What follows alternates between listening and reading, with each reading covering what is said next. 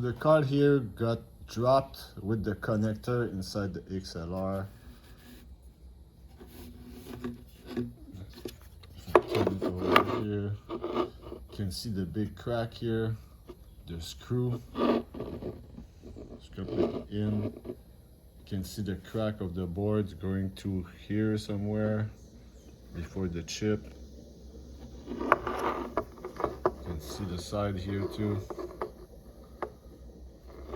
So there's some hole like here, trace going through, and there's another route on there,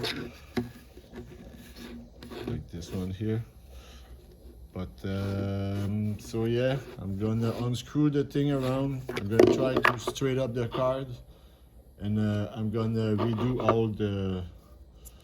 all the small track with a wire, and try to fix it like Frankenstein or Edward Scissorhands. I'm gonna sew that back.